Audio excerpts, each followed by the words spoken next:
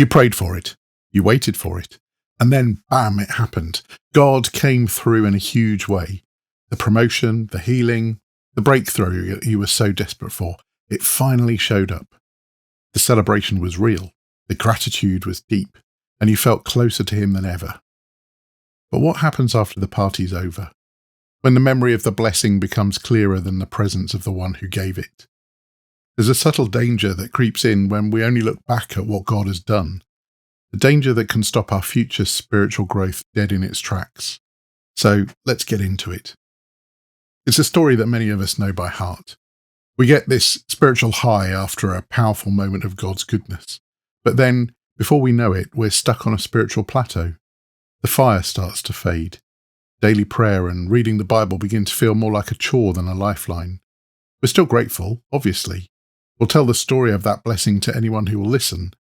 But we're living off the spiritual calories of a past feast, and we're slowly starving.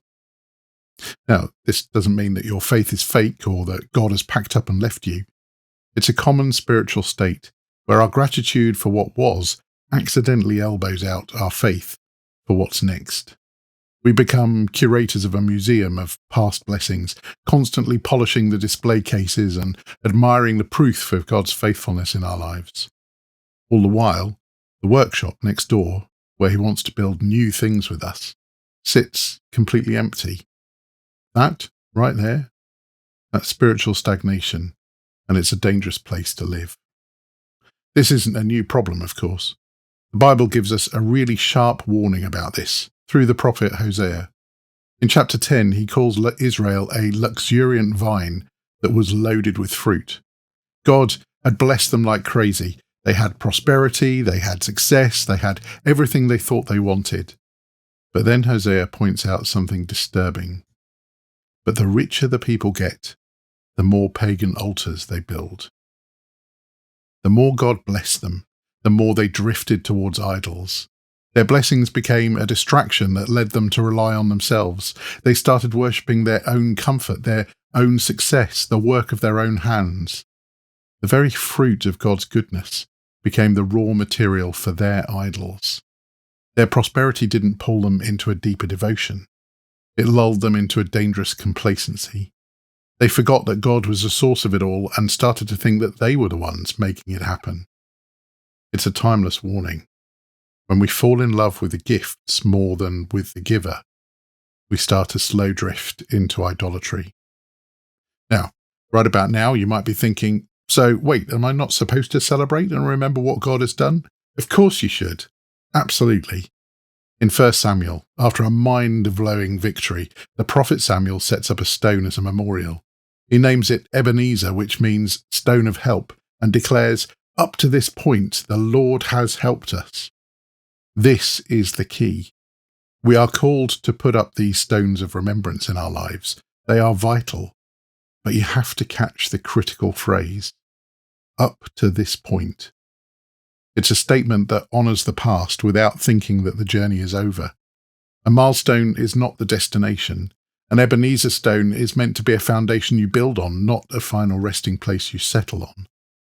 It's a powerful reminder that the same God who brought you this far is ready and willing to take you further.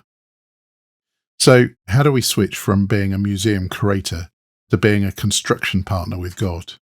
How do we break out of that spiritual stall?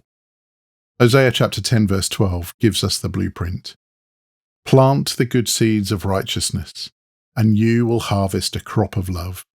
Plough up the hard ground of your hearts, for now is the time to seek the Lord. First, we've got to shift our posture from reflection to expectation.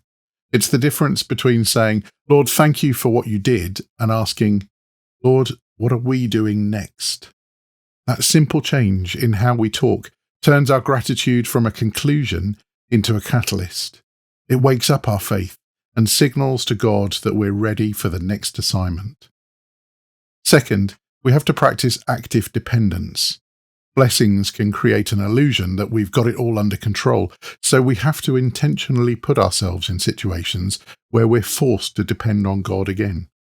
Maybe that's mentoring someone, joining a ministry that stretches you, or setting a goal so big that you know you can't possibly do it alone. Don't let your comfort become a cage. Finally, we have to recenter our worship on the giver, not just on the gift. This means carving out time to praise God just for who he is, his holiness, his justice, his mercy, not just for what he gives us. This practice is what guards our hearts from the subtle idolatry of blessings and keeps our love set firmly on him.